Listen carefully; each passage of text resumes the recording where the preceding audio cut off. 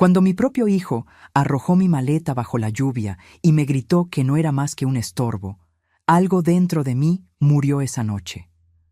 A los 72 años, me encontré temblando bajo un puente, viendo cómo la tormenta se llevaba el último fragmento de mi dignidad. Pero lo que Mateo y su esposa no sabían era que, mientras me desechaban como un objeto sin valor, el destino tejía una red de protección que los tomaría por sorpresa. La mujer que ellos subestimaron estaba a punto de convertirse en su peor pesadilla. Pero antes de continuar, asegúrate de estar suscrito al canal y escribe en los comentarios: ¿desde dónde estás viendo este video? Nos encanta saber hasta dónde llegan nuestras historias. La lluvia no daba tregua en esa noche fatídica. Parecía que el propio cielo lloraba de indignación por lo que me estaba pasando. Sentí el impacto de mi maleta al golpear contra el asfalto mojado, un sonido que quedaría grabado en mi memoria para siempre. Mateo se mantuvo en la puerta con los brazos cruzados, su rostro contraído en una expresión de desprecio que jamás olvidaré. No hicieron falta más palabras, su silencio gritaba todo lo que necesitaba entender. Ya no tenía lugar en su casa, ya no tenía lugar en su vida. Algo dentro de mí se negó a rogar.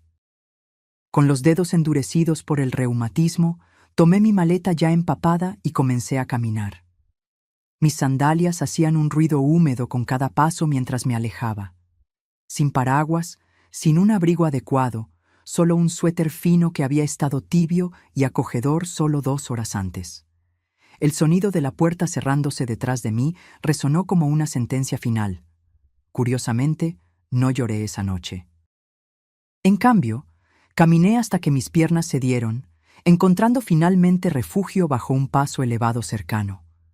El concreto estaba frío y húmedo, pero al menos me protegía parcialmente de la lluvia implacable. Arrastré mi maleta empapada para usarla como un asiento improvisado y me recosté contra la pared fría. Los sonidos de los neumáticos salpicando en los charcos eran como una banda sonora para mi humillación. Me dolía el cuerpo, pero no tanto como el corazón. Mis articulaciones se sentían como papel mojado, frágiles y quebradizas, y mi corazón se sentía como cenizas. Algunas personas pasaron a mi lado, pero nadie me miró 2 veces. Para ellas, yo era solo otra anciana sin hogar en una ciudad que tenía muchas. Esta percepción fue lo que más me asustó. Ya no me sentía como yo misma. Era como si me hubiera vuelto invisible, desechable, solo un problema más para ser ignorado.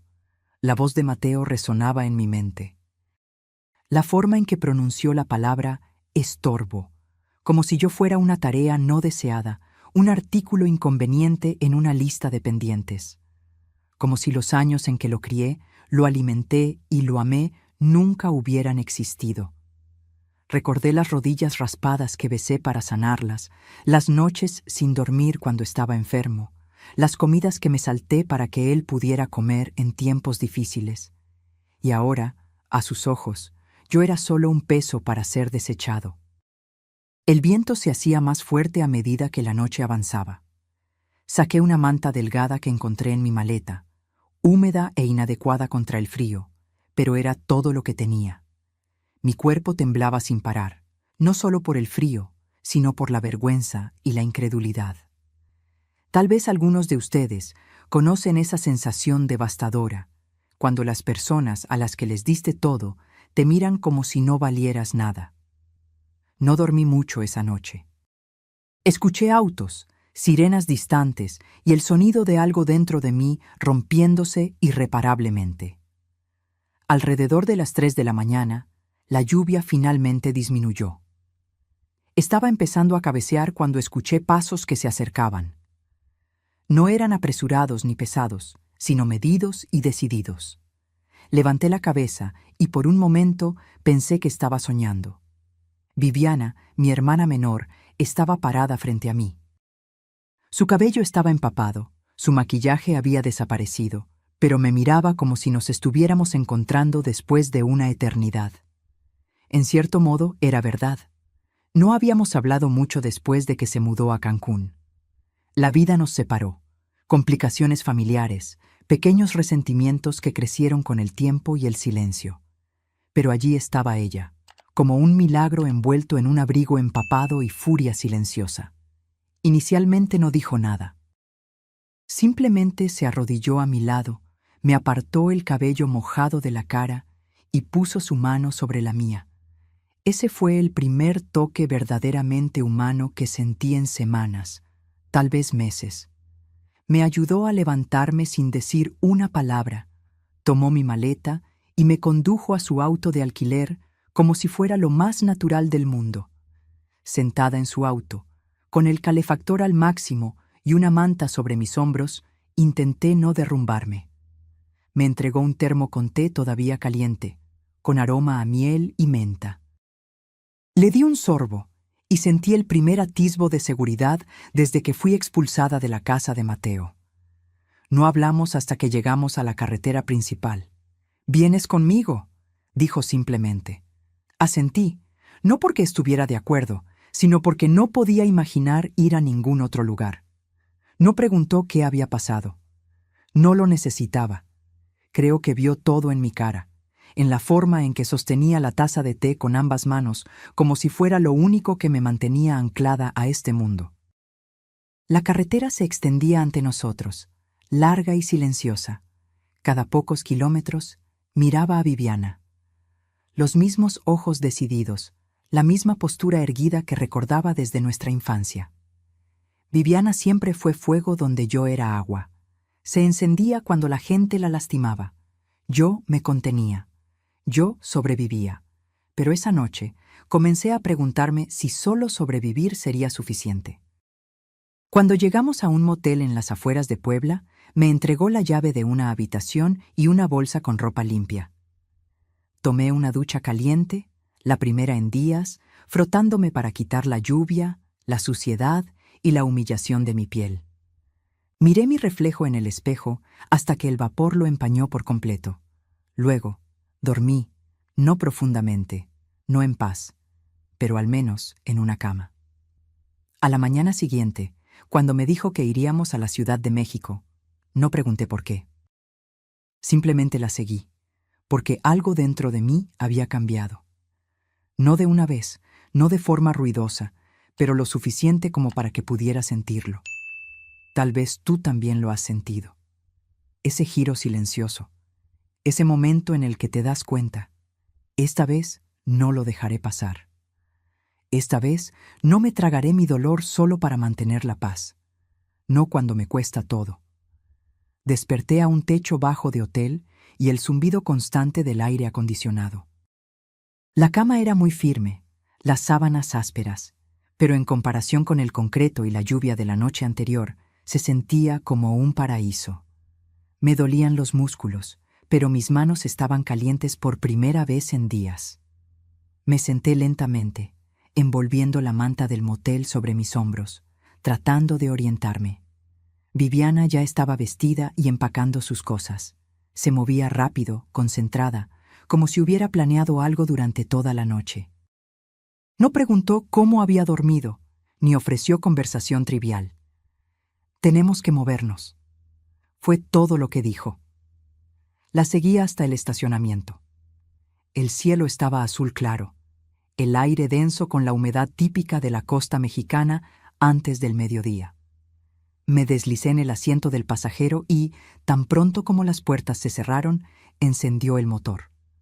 Sin dudar. 10 minutos después, nos detuvimos en una gasolinera. Dejó el motor encendido y me dijo que esperara. Regresó con un termo de café fresco, un sándwich de desayuno y una carpeta. Me entregó la carpeta primero.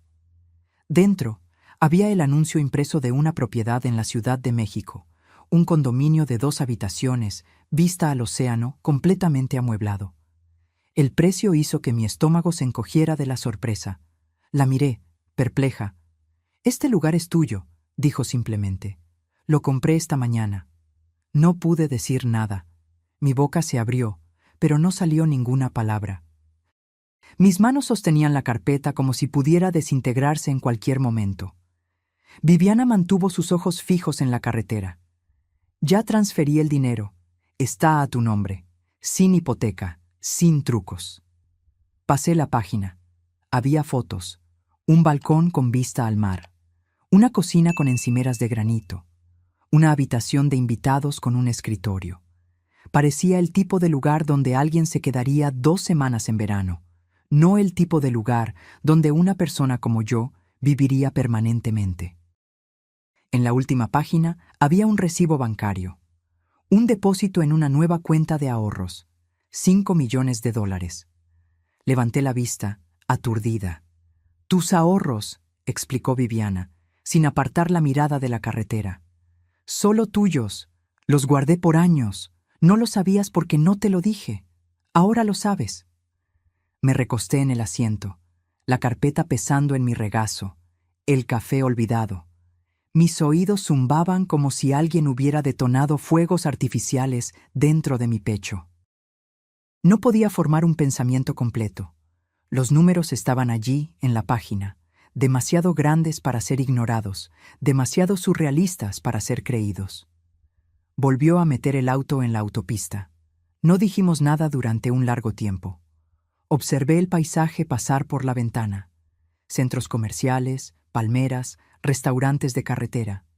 Todo parecía normal, pero nada en mí se sentía normal. Algo había cambiado profundamente, y todavía no podía distinguir si era gratitud o vergüenza lo que sentía. Nos adentramos en una carretera más tranquila, estrecha y bordeada de imponentes palmeras. Después de unas cuadras, llegamos a una entrada con un portón cerrado. Viviana tecleó un código y el portón de hierro se abrió lentamente. Un guardia de seguridad nos saludó con un gesto, y ella respondió al gesto con naturalidad. El edificio tenía pocos pisos. Era de color crema con balcones blancos y un techo de tejas azules. Parecía sacado de una postal. Viviana estacionó en un lugar reservado cerca de la entrada, tomó mi maleta del baúl y la llevó adentro sin esperar. El vestíbulo olía a limón y a alfombra nueva. Una mujer en la recepción sonrió y le entregó a Viviana un paquete de bienvenida. Ella me señaló sin decir una palabra. La recepcionista me miró con una amabilidad que me recordó la forma en que las personas miran a los perros callejeros que desearían poder ayudar. Tomamos el ascensor en silencio. En el tercer piso, Viviana abrió la puerta del apartamento 3C y la abrió. Era más luminoso de lo que esperaba. Las paredes eran de un beige suave, el sofá gris claro. La luz entraba abundantemente a través de las puertas de vidrio corredizas que daban al balcón. Caminé hacia la barandilla y miré hacia afuera. El océano se extendía hasta el horizonte, fusionándose con el cielo. Podía oírlo, constante, poderoso, vivo. Detrás de mí, Viviana dejó la maleta en el suelo y se limpió las manos. «Aquí es donde vives ahora», dijo. «Me quedaré en el apartamento de enfrente por un tiempo, así que no se te ocurra desaparecer». Me di la vuelta, con las manos aún en la barandilla del balcón. Quería agradecer, pero las palabras parecían insignificantes ante todo aquello. En cambio, simplemente asentí lentamente. Viviana se acercó, su expresión seria. «Sé lo que él hizo, sé lo que ellos hicieron. No necesitas hablar de ellos si no quieres, pero no vas a dejar que te quiten nada más, nunca más». Me miró directamente a los ojos. Su tono era firme, no sentimental. «Este lugar es tuyo, el dinero es tuyo, y ya contacté a Graciela». Eso captó mi atención. Graciela Holanda, la amiga abogada de Viviana de la universidad. Inteligente, implacable, meticulosa. No la había visto en años. «Graciela está redactando los documentos ahora. Bloqueos financieros, protecciones legales. Lo que no quieras que se exponga quedará sellado, y lo que intenten tomar estará 2 pasos por delante». Solté un suspiro lento. Mis dedos apretaron el borde del balcón. La voz de Viviana se suavizó ligeramente. «No eres una invitada aquí. No eres dependiente. Eres la dueña. Y necesito que comiences a actuar como tal». Me quedé en el balcón por mucho tiempo después de que ella se fue. El océano no dejaba de moverse, tampoco los pensamientos en mi cabeza. Mateo pensó que me había enterrado, que me pudriría silenciosamente en algún rincón de un albergue para personas sin hogar. Pensó que la vergüenza me mantendría en silencio. No tenía idea de que estaba a punto de recuperar todo lo que él trató de quitarme. 3 días después de la mudanza, Viviana organizó una pequeña reunión de bienvenida en el salón de fiestas de la planta baja. No preguntó si yo quería una. Simplemente me envió un mensaje con la hora y me dijo que me pusiera algo azul. Ella ya había comprado 2 nuevos atuendos para mí y los había colgado en el armario. Elegí el de mangas largas, una tela ligera que no llamaba la atención, pero me hacía sentir yo misma de nuevo. Llegué unos minutos antes de las 6. El ambiente estaba suavemente iluminado, con bocadillos dispuestos en platos blancos y la vista del océano a través de una hilera de ventanas de vidrio.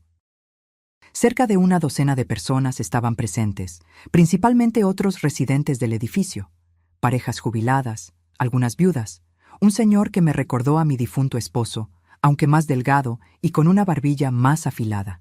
No registré la mayoría de los nombres, pero reconocí su calidez, del tipo que no pide demasiado pronto. Viviana se aseguró de mantenerme cerca.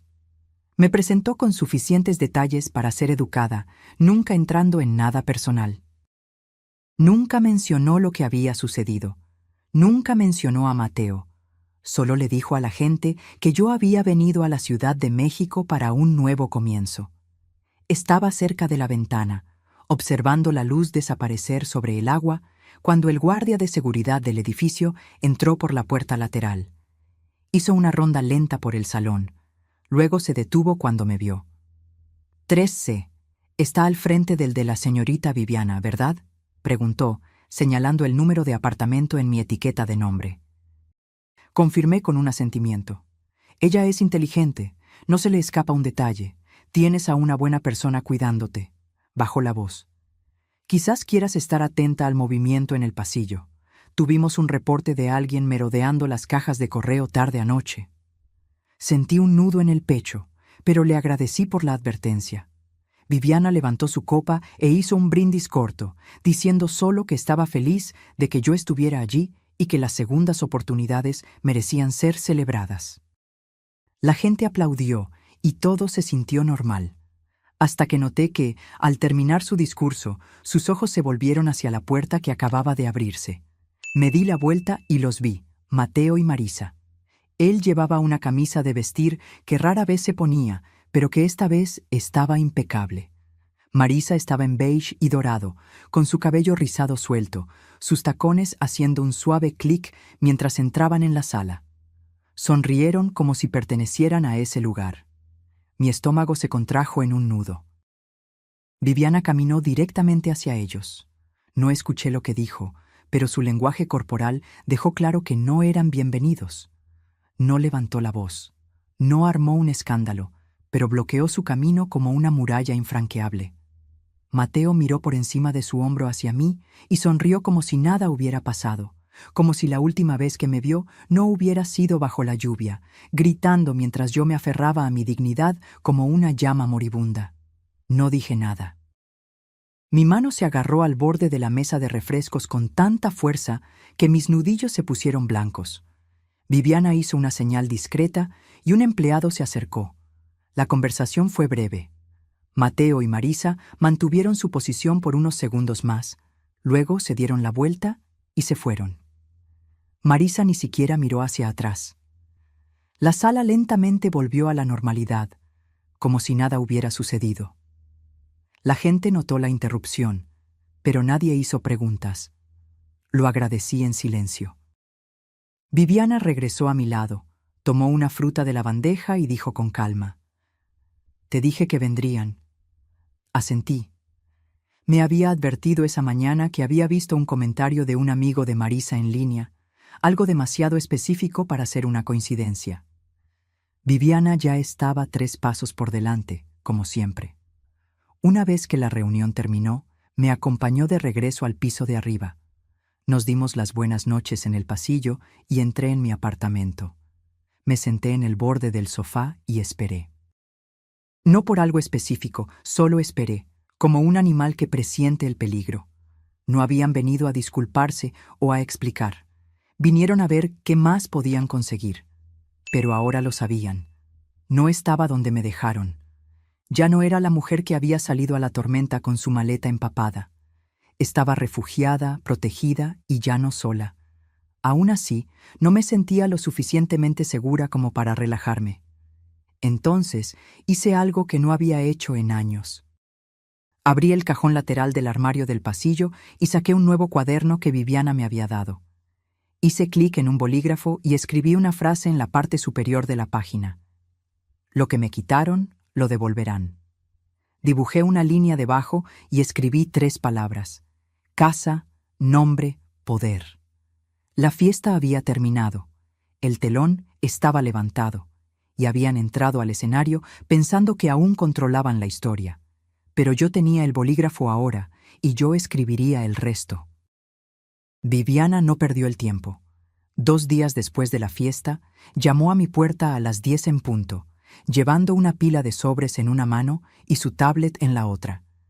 Su cabello estaba recogido en un moño austero, y su expresión me dijo que habíamos pasado la fase de las amabilidades. Desparramó todo sobre la encimera de la cocina y abrió la carpeta de arriba. Van a intentarlo de nuevo, dijo. Pero esta vez no será a través del encanto, será legalmente. La observé colocar las páginas una por una. Cartas, correos electrónicos, capturas de pantalla, rastros digitales dejados por la actividad reciente de Mateo y Marisa. Viviana había contratado discretamente a un investigador privado para monitorear cualquier movimiento financiero o legal que involucrara mi nombre. Lo que descubrió fue sutil, pero inconfundible. Mateo había contactado a un pequeño bufete de abogados en otro estado, preguntando sobre transferencias de poder notarial y autorizaciones de cuidado para ancianos. Marisa estaba intercambiando mensajes con alguien sobre la contratación de un notario para documentación a domicilio. Viviana golpeó uno de los documentos con el dedo índice. Van a hacerlo parecer oficial, entregado en mano, personal. Creen que eres lo suficientemente amable como para firmar algo si vienen llorando. Me miró fijamente. Necesito que hagas exactamente lo que te diga. No discutí, no porque tuviera miedo, sino porque ahora comprendía algo que no había aceptado por completo antes. No se trataba de malentendidos o distancia emocional. Se trataba de control. Mateo y Marisa no querían ayudarme. Querían lo que creían que ya no merecía gestionar por mi cuenta. Esa tarde invitamos a algunos vecinos a tomar café. Nada formal, solo una reunión casual con bandejas de frutas y dulces. Suficientes personas para crear un ambiente social sin levantar sospechas. Viviana instruyó al portero que dejara subir a Mateo y Marisa si aparecían. Ella no los invitó, pero se aseguró de que alguien les informara. Luego, colocó un dispositivo de grabación debajo de la mesa lateral cerca del sofá y se sentó como si solo estuviéramos esperando a que cambiara el clima. Tomó menos de 20 minutos. Mateo llamó a la puerta. Abrí sin dudar. Él sonrió como si fuéramos viejos amigos reencontrándose. Marisa estaba detrás de él, sosteniendo una pequeña bolsa de regalo con papel de seda dorado saliendo por la abertura. Llevaba puesto un rosa claro y perlas. Lo habían ensayado meticulosamente. Mateo entró primero, con saludos efusivos y bromas sobre que estaban de paso. Marisa puso la bolsa en la mesa y sacó una lata de galletas caseras. Agradecí sin emoción. Viviana observaba en silencio desde su silla. Después de 5 minutos de conversación superficial, Mateo se inclinó hacia adelante, con las manos cruzadas. «Traje algo para que le eches un vistazo», dijo. Sacó una carpeta de su maletín y extrajo un documento grapado. La primera página tenía letras en negrita en la parte superior. Acuerdo de bienestar y propiedad familiar. Viviana echó un rápido vistazo al título y cruzó las piernas. Mateo deslizó los papeles por la mesa hacia mí. Solo algo para facilitar las cosas, para que podamos ayudar, coordinar asuntos médicos, facilitar el proceso en caso de que surja algo urgente. Sonrió de nuevo. Una sonrisa demasiado larga, demasiado forzada. Tomé la primera página y leí en silencio. El documento tenía 6 páginas. En el medio había un párrafo etiquetado como autorización de poder temporal, seguido de otro titulado cláusula de supervisión financiera. El lenguaje era cuidadoso, no abiertamente depredador, pero le daba a Mateo acceso total para actuar en mi nombre con respecto a decisiones médicas y financieras. También lo autorizaba a abrir y gestionar cuentas bancarias con acceso conjunto. Puse el papel en la mesa sin decir una palabra. Viviana se levantó, caminó hacia la cocina, tomó una segunda carpeta y regresó. De ella sacó un documento casi idéntico, pero este tenía una línea roja marcada en el medio.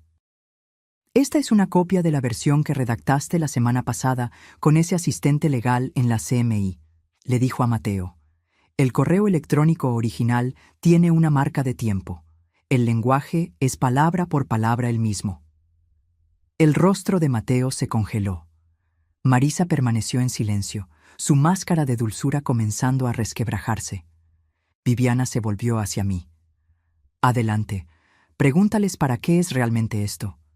No necesité hacerlo. El silencio lo reveló todo. Viviana abrió la aplicación de grabación en su tablet y la dejó visible. Luego elevó la voz lo suficiente para que los vecinos pudieran escuchar. Quiero que todos sepan que este documento fue diseñado para quitarle los derechos financieros a Elvira bajo el pretexto de la asistencia. Esto es a lo que se parece la manipulación familiar. Mateo se levantó rápidamente. «No entiendes lo que estamos tratando de hacer», protestó. Marisa lo agarró del brazo con fuerza. Viviana se mantuvo absolutamente tranquila. «No, lo entiendo exactamente, y el Estado de Guadalajara también, y el Consejo de Ética, y la comunidad que están tratando de impresionar con lágrimas falsas y galletas». La voz de Mateo flaqueó. «Estás armando un escándalo». Viviana se rió una vez, un sonido cortante. «¿Escándalo? No, esto es claridad». Se volvió hacia mí y asintió. Caminé hacia la mesa, tomé el contrato que trajeron y lo rompí por la mitad lentamente, manteniendo contacto visual con mi hijo. La sala se quedó en un silencio absoluto. Los vecinos dejaron de hablar. Mateo me miró con algo que no había visto en sus ojos en años. Miedo. No grité, no maldije. Simplemente levanté las páginas rotas y dije: «Esto es lo que sucede cuando confundes el silencio con la debilidad». Viviana hizo un gesto hacia la puerta. Mateo y Marisa se fueron, esta vez sin mirar atrás. Me senté lentamente, mis manos aún calientes por el papel. Viviana me trajo un vaso de agua. Los vecinos murmuraron, luego se disculparon educadamente y se marcharon. Cuando la sala estuvo vacía, Viviana habló en voz baja. «Van a intentar otra cosa», asentí. Yo también lo sabía. Pero lo que ellos no sabían era que ahora estábamos a la cabeza, y yo no solo estaba manteniendo la línea. Estaba lista para recuperar todo, pieza por pieza, nombre por nombre. Y esta vez nunca verían lo que se avecinaba. 3 mañanas después de que rompí su contrato por la mitad, abrí la puerta principal y encontré una orquídea blanca en el felpudo. Sin tarjeta, sin nota, solo la planta, delicada y perfecta, como una disculpa silenciosa que no tuvo el coraje de llamar. Me quedé allí por un largo tiempo, sin tocarla. El aire estaba caliente, el pasillo tranquilo. Del otro lado, la puerta de Viviana se abrió. Salió sosteniendo una taza de café en una mano y el teléfono en la otra. Vio la orquídea y se detuvo.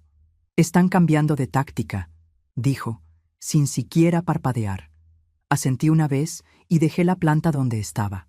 Volví adentro, cerré la puerta con llave y me entregué al silencio.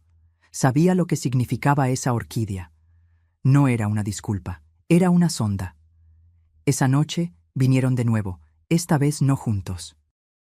Mateo apareció alrededor de las 6, usando una camisa polo azul que recordaba haberle comprado para una entrevista de trabajo que nunca funcionó.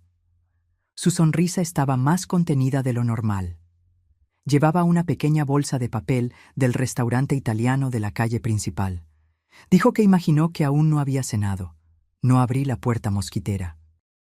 Se quedó allí por un rato, diciendo que me veía bien, preguntando si me gustaba el vecindario, afirmando que él y Marisa habían estado hablando, que se sentían terribles por cómo las cosas habían escalado. Dijo que me extrañaba. No dije nada.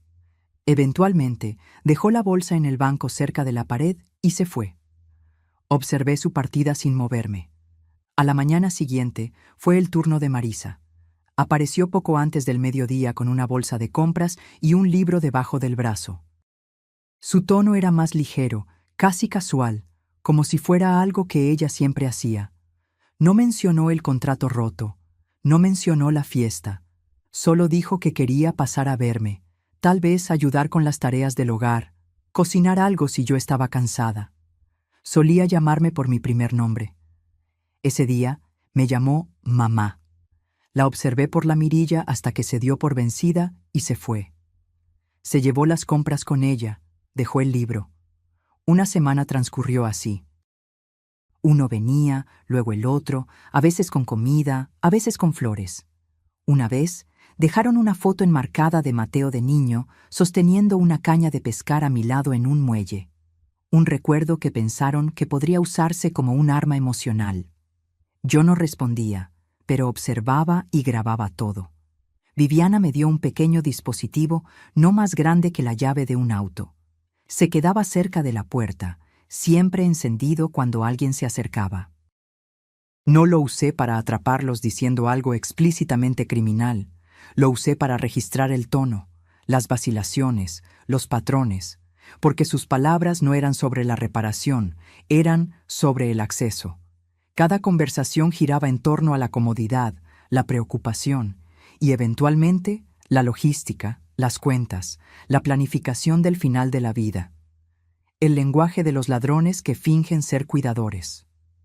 Viviana recogió las grabaciones y las compartió con Graciela. La abogada no dijo mucho inicialmente, solo escuchó, tomó notas, preguntó sobre correspondencia, correos electrónicos, llamadas. Entonces descubrió algo alarmante. Mateo había solicitado un cambio de dirección para la correspondencia de mi banco. Lo había hecho en línea usando un número de teléfono antiguo que estuvo vinculado a mi nombre hace años. Graciela lo encontró a través de una verificación informal que solicitó a un contacto bancario. Aún no se había procesado, pero era una clara señal de alerta. Viviana cambió las cerraduras de los buzones al día siguiente. La noche siguiente, la alarma de incendios en mi pasillo se disparó alrededor de las 2 de la mañana. No había incendio, solo una palanca tirada. Ramírez, el guardia nocturno, revisó la cámara de seguridad y captó una figura borrosa pasando por el pasillo de servicio 20 minutos antes. No podía ver la cara, pero podía distinguir la chaqueta, la misma que Mateo usó en la fiesta. Le pedí a Viviana que llamara a Graciela de nuevo. Ella trajo una computadora portátil al día siguiente y me guió en la configuración de alertas digitales seguras. Cualquier intento de acceso a mis cuentas. Cualquier inicio de sesión desde un dispositivo no reconocido. Cualquier solicitud de archivo vinculada a mi nombre. Acepté todas las medidas. Le pregunté si creía que se habían rendido. Ella no respondió de inmediato. «Van a intentar la puerta trasera ahora», dijo finalmente. Pregunté qué significaba eso. «Van a intentarlo legalmente de nuevo, pero no directamente. Van a encontrar a alguien que lo haga por ellos, un notario, un testigo móvil, un asesor financiero que no conoce la historia completa». 2 días después, un hombre con pantalones de vestir y camisa con cuello llamó a mi puerta. Dijo que representaba a un grupo de planificación para ancianos. Afirmó que mi familia había solicitado una revisión rápida de mi plan patrimonial solo para asegurarse de que todo estuviera en orden. Sonrió como si fuera perfectamente normal que las mujeres de 70 y tantos años recibieran visitas sorpresa de extraños bien vestidos sosteniendo carpetas y documentos gubernamentales. Le informé que ya tenía un equipo legal y cerré la puerta. Se fue rápidamente. Graciela presentó una queja formal a la mañana siguiente en la Oficina Estatal de Tutela Profesional de Guadalajara. Nada dramático, solo lo suficiente para crear un registro, un rastro documentado. Sabía lo que estaba pasando. Estaban tratando de hacerme parecer inestable, desorganizada, vulnerable. Porque si no podían hacerme firmar voluntariamente, intentarían probar que no tenía la capacidad para manejar mis propios asuntos. Esa noche, me senté en la mesa de mi cocina y volví a leer el título de propiedad del apartamento. Pasé los dedos sobre el sello en relieve. Susurré mi nombre en voz alta, no por drama, sino por claridad. Luego guardé el documento en su carpeta, cerré el cajón y lo bloqueé. El timbre volvió a sonar más tarde esa semana. Esta vez, Mateo trajo vino. Marisa esperaba cerca del ascensor. Él no pidió entrar. Pidió que habláramos. Dijo que las cosas habían sido difíciles. Dijo que la familia debería permanecer unida. Dijo que tal vez podríamos hablar sobre algunas cosas prácticas. No abrí la puerta por completo. Solo hablé por la rendija. No regreses. Su voz flaqueó, no de tristeza, sino de ira disfrazada de confusión. No respondí. Esperé. Se fue. Volví a la cocina, me senté e hice una lista. 3 columnas. Lo que intentaron, lo que falló, lo que nunca sería perdonado. Ya no me estaba defendiendo. Estaba documentando, preparando. La tormenta había pasado, pero el daño que dejó serviría como prueba, y yo sería la única en llevarla adelante, pieza por pieza, hasta que no les quedara nada que reclamar. Cuando llegó el sobre, vino en un paquete blanco simple, sin dirección del remitente, sin sello postal, solo deslizado por debajo de mi puerta como una amenaza silenciosa. Lo encontré temprano en la mañana mientras preparaba té, todavía medio dormida, mis sandalias arrastrando en el suelo frío. Al principio pensé que podría ser otra carta de disculpa o una tarjeta de una de las señoras del club de lectura, pero el peso me dijo otra cosa. No era suave, no era personal, era rígido, pesado por dentro. No era una carta. Eran 6 páginas impresas, grapadas, cada página llena de lenguaje legal, diseñado para confundir, para intimidar. Habían contratado a un abogado, o al menos querían que yo lo pensara. La carta alegaba que, por razones de salud y seguridad, Mateo y Marisa estaban presentando una solicitud de revisión de tutela. Afirmaban tener evidencia de deterioro mental y que estaban preocupados por mi bienestar. Decían que mis recientes decisiones financieras habían sido erráticas y que podrían representar un peligro para mí y para otros. Me senté lentamente, volviendo a leer esa línea 3 veces. Decía que mis decisiones eran erráticas. Yo. La mujer que administró el presupuesto de una clínica de emergencia durante más de una década. La que se ocupó de facturas y disputas con proveedores mientras mi marido trabajaba por las noches. La que estiró 2 jubilaciones modestas durante una grave crisis de mercado. Y me llamaban inestable. No lloré. Me reí. Luego tomé el teléfono y llamé a Viviana. Al mediodía, Graciela estaba en mi puerta con una copia de la misma carta que también había sido enviada al bufete de Viviana. Intentaron enviarla allí también, probablemente esperando que ella entrara en pánico o me presionara para ceder. No comprendían quién era realmente Viviana. Graciela puso su computadora portátil en el mostrador y abrió un documento titulado Paquete de respuesta protectiva. El proceso ya estaba en marcha. Ella solo estaba insertando los elementos finales: transcripciones, fotografías, la grabación de audio de la visita de Mateo, copias de los cheques que me enviaron semanas antes con pequeñas anotaciones en las líneas de memo que decían cosas como «solo en caso de que necesites ayuda para decidir». Graciela leyó la carta con una calma estudiada, señalando frases claramente tomadas de plantillas legales en línea. Algunas de las afirmaciones ni siquiera se alineaban con la Ley Real de Jalisco. Carecían de detalles, la terminología estaba mal utilizada. Quieren asustarte, dijo Graciela. Esto no se trata de tu salud, se trata de control. Asentí. Todavía no necesitábamos presentar nada oficialmente, pero Graciela contactó a una amiga en la oficina del tribunal para registrar preventivamente todos los materiales. Si surgía algo formal, estaríamos preparadas. Al final del día, Viviana había enviado una respuesta formal, redactada como una cuchilla envuelta en terciopelo, cálida pero firme, el tipo de carta que no solo refuta. Ella advertía. Entonces hice algo que no había planeado. Llamé a mi médico, no porque estuviera preocupada, sino porque quería registros oficiales. Programé un examen cognitivo completo y un panel de bienestar, programado para esa misma semana. Los pasé todos con creces. Presión arterial estable, reflejos firmes, memoria aguda, velocidad de procesamiento incluso más rápida que la de la mayoría de las personas con la mitad de mi edad.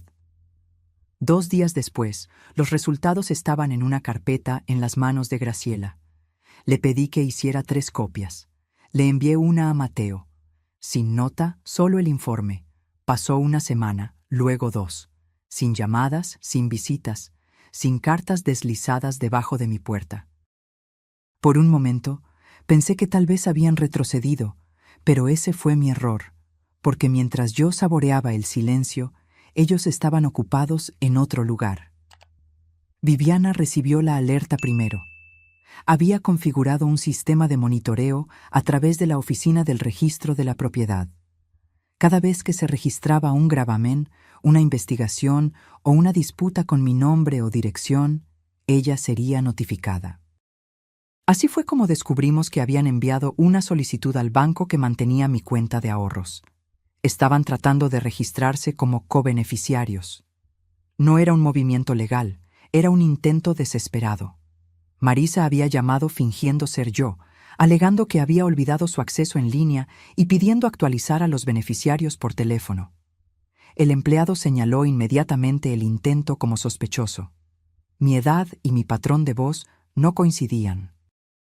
El banco congeló la solicitud y la registró como un incidente, pero el hecho de que lo hubieran intentado demostraba hasta dónde estaban dispuestos a llegar.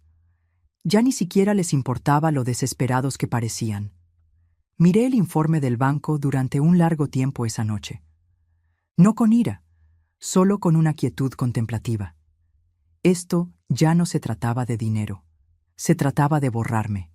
Querían mi libertad, mi dignidad, mi nombre en el papel con tinta junto al de ellos. La prueba de que tenían poder, de que yo los necesitaba. Viviana y Graciela se encargaron de que todas las cuentas fueran legalmente blindadas con supervisión de terceros. Sin nuevos nombres, sin beneficiarios no autorizados.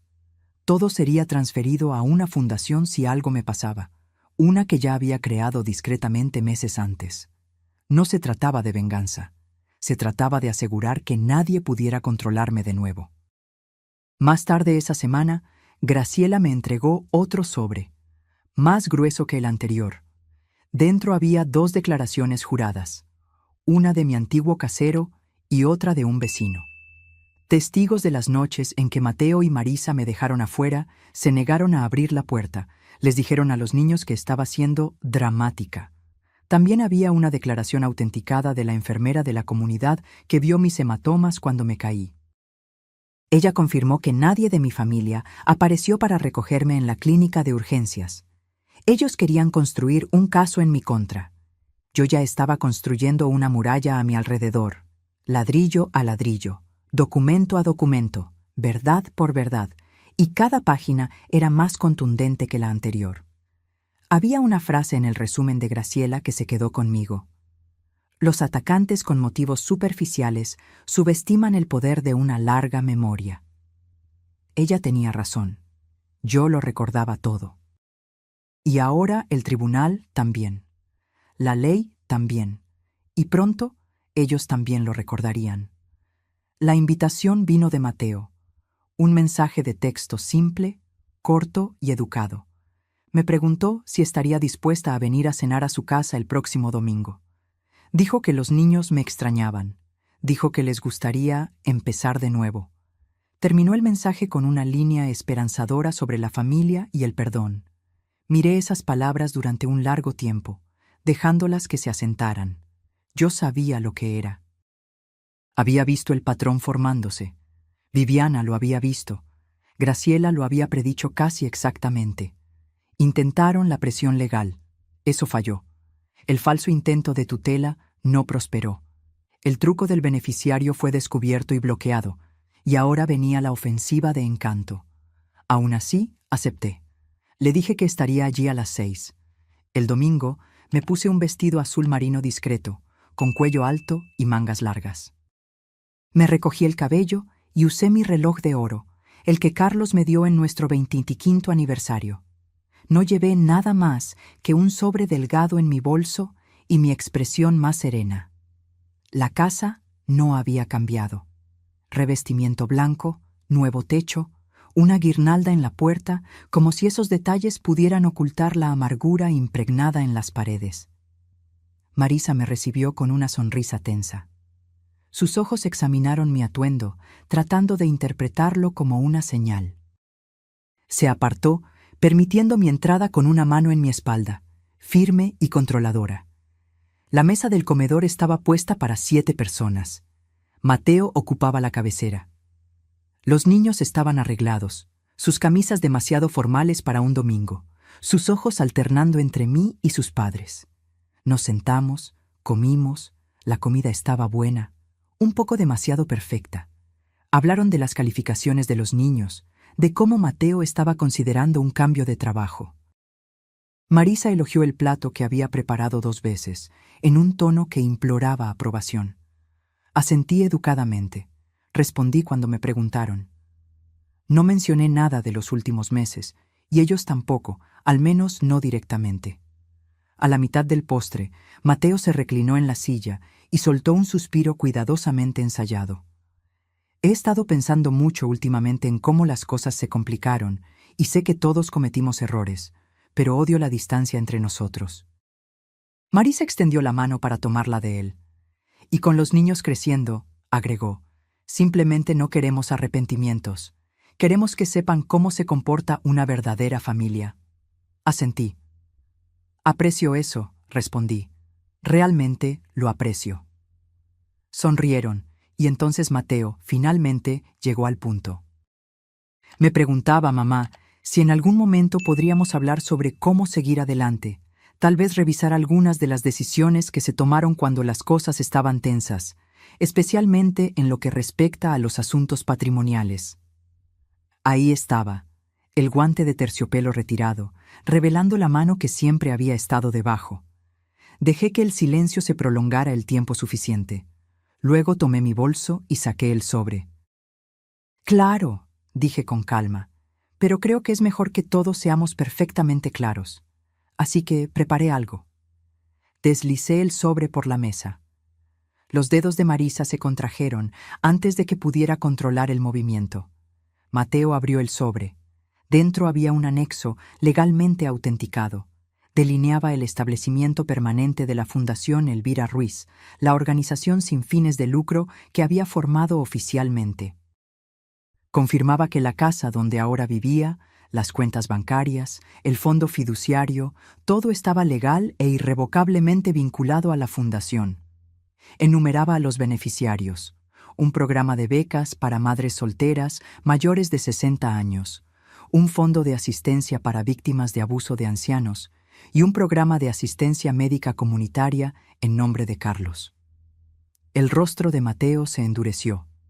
La sonrisa de Marisa se resquebrajó por los bordes. Miren, expliqué suavemente, yo también lo he pensado mucho, y me di cuenta de que no quiero pasar el resto de mi vida preocupada por quién se merece qué, o quién piensa que se ganó una parte de algo que nunca ayudó a construir. Mateo tragó saliva. Pude ver el calor creciendo detrás de sus ojos. Se estaba conteniendo, tratando de mantener la compostura.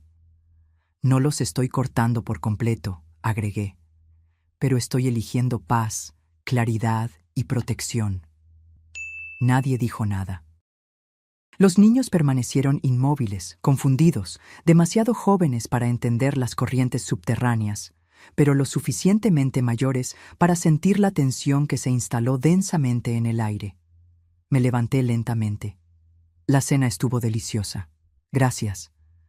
Marisa comenzó a hablar, pero las palabras tropezaron. Trató de sonreír de nuevo, pero se rindió a la mitad del camino.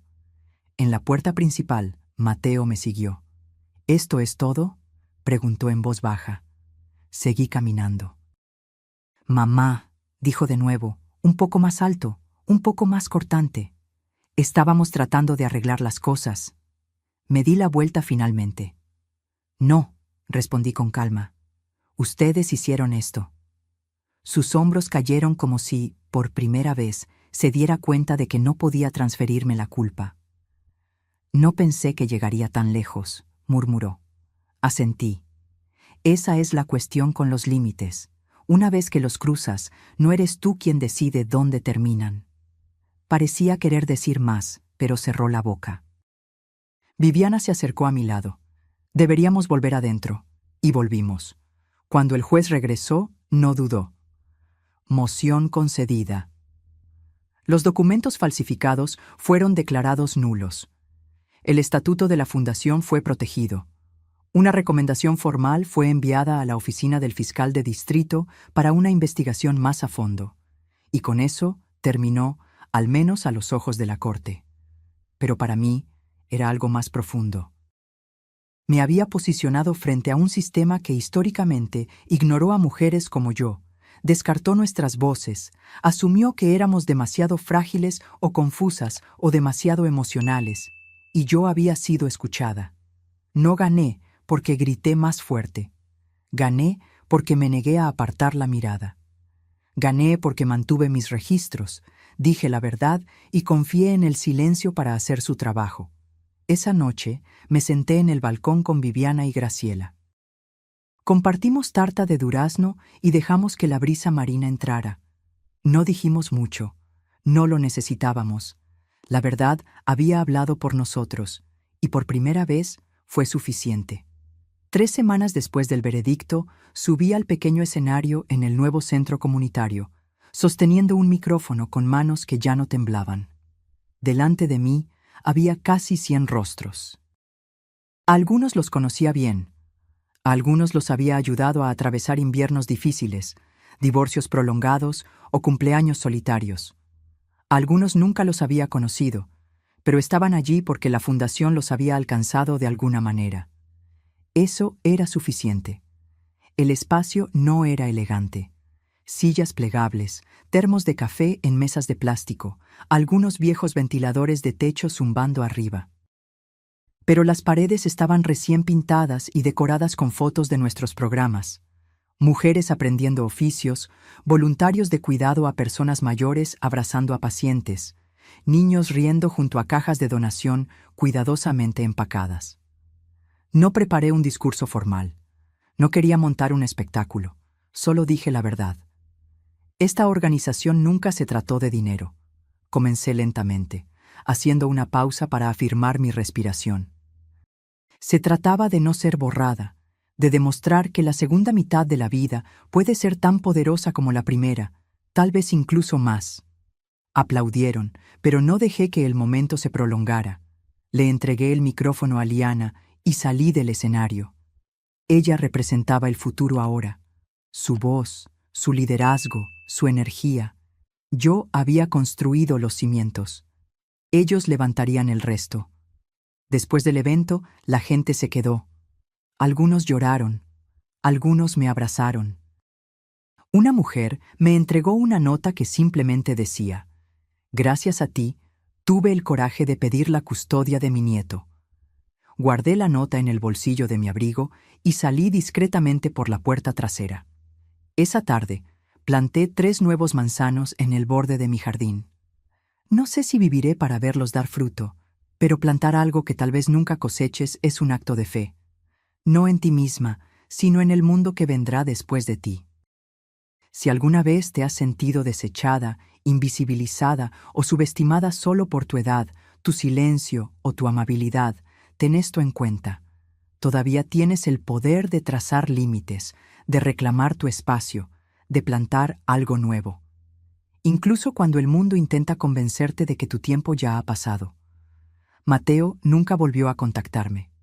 Durante mucho tiempo, imaginé alguna gran disculpa, una llamada emotiva, una carta llena de arrepentimiento, pero nunca llegó. En cambio, recibí un paquete de su abogado. Dentro había un término de acuerdo firmado, renunciando a cualquier reclamo restante sobre la fundación o las propiedades que aún estaban a mi nombre. Sin nota, sin explicación. Él había elegido el silencio en lugar de la redención. Lo acepté, no porque lo perdoné, sino porque ya no necesitaba nada de él. El capítulo de él en mi vida había terminado hace mucho tiempo. Simplemente no se había dado cuenta hasta que la puerta se cerró detrás de él. A la mañana siguiente, doné sus últimas pertenencias de la infancia a la tienda de segunda mano del refugio local. No por ira, solo por claridad. Algunas cosas no necesitan ser guardadas, necesitan ser liberadas. En los días siguientes, comencé a caminar todas las mañanas, 5 kilómetros al amanecer, a veces sola, a veces con vecinos que se unían a mí en un silencio respetuoso. Nunca hablábamos de lo que había sucedido. No lo necesitábamos. Habían seguido la historia desarrollándose en los periódicos, en la televisión, a través de comentarios susurrados en los pasillos del supermercado. Pero caminar a mi lado era una forma de respeto no declarado, y eso valía más que cualquier disculpa formal. Una mañana, en el sendero detrás del huerto, vi a una joven sentada en un banco con su hijo pequeño. Se veía exhausta, como si el mundo hubiera pesado sobre sus hombros durante demasiado tiempo. Cuando pasé, ella me llamó. «Eres Elvira, ¿verdad? ¿La mujer que luchó contra la familia?» Sonreí suavemente. «Soy Elvira, pero no luché. Solo me negué a desaparecer». Sus ojos se llenaron de lágrimas. «Gracias», susurró. Eso fue todo. No se necesitaron más palabras. Esa tarde, planté 3 nuevos manzanos en el borde de mi jardín. No sé si viviré para verlos dar fruto, pero plantar algo que tal vez nunca coseches es un acto de fe. No en ti misma, sino en el mundo que vendrá después de ti. Graciela nos visitó de nuevo ese fin de semana. Tomamos té, nos reímos de un segmento de noticias que había pronunciado mal su nombre y hablamos de organizar un taller de escritura para mujeres jubiladas la próxima primavera. «Las historias», dijo, «son lo último que no pueden robar».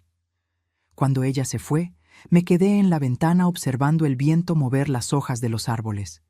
El tipo de viento que no derriba las cosas, sino que les recuerda que pueden mantenerse en pie. El golpe en la puerta llegó 3 meses después del veredicto. Abrí sin dudar. Olivia, la hermana de Marisa, estaba parada allí, luciendo más pequeña de lo que recordaba. «Se están divorciando», dijo sin preámbulo. No respondí. «Mateo está viviendo en un apartamento cerca del centro. Volvió a dar clases. Marisa está vendiendo la casa». Asentí, esperando que llegara al punto. Olivia parecía insegura, jugueteando con la correa de su bolso. «Los chicos preguntan por ti», dijo finalmente. «Pensé que te gustaría saberlo». Le agradecí por la información y le ofrecí un café. Ella se negó educadamente. «Tenías razón, ¿sabes?», dijo mientras se daba la vuelta para irse. «Sobre todo». Cerré la puerta suavemente detrás de ella. No se trataba de tener razón. Nunca se trató de eso. 3 semanas después, recibí una postal. Sin remitente, solo mi dirección. En el reverso, una sola línea escrita con letra masculina. «Ahora lo entiendo». Guardé la tarjeta en un cajón. No por sentimentalismo, sino como un recordatorio. Las batallas más importantes no terminan con trompetas y fanfarrias. Terminan en silencio, en reconocimiento, en cambios sutiles que tardan años en manifestarse por completo. Hoy, la Fundación Elvira Ruiz atiende a más de 500 mujeres al año. Tenemos 3 sucursales y un programa de mentoría que conecta a mujeres mayores de 60 años con jóvenes estudiantes. Recibimos una pequeña subvención del gobierno municipal. Conseguimos suficientes donaciones para comprar un edificio modesto en el centro de la ciudad. Algunas mañanas, cuando el sol aún está bajo y la playa está casi vacía, camino hasta la orilla del agua y recuerdo esa noche bajo el puente, empapada por la lluvia, invisible para el mundo. Recuerdo a la mujer que era, temblando de frío y vergüenza. Y luego miro a la mujer en la que me he convertido. Ya no soy invisible. Ya no estoy en silencio cuando importa.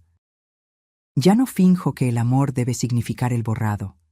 El agua aún lava la arena, constante, implacable. Las olas aún vienen, aún se van. Pero ahora, cuando vuelvo a casa, no reviso las cerraduras 2 veces. No me preocupo por lo que me puedan robar, porque he descubierto que, a los 72 años, he aprendido algo que desearía haber sabido a los 20.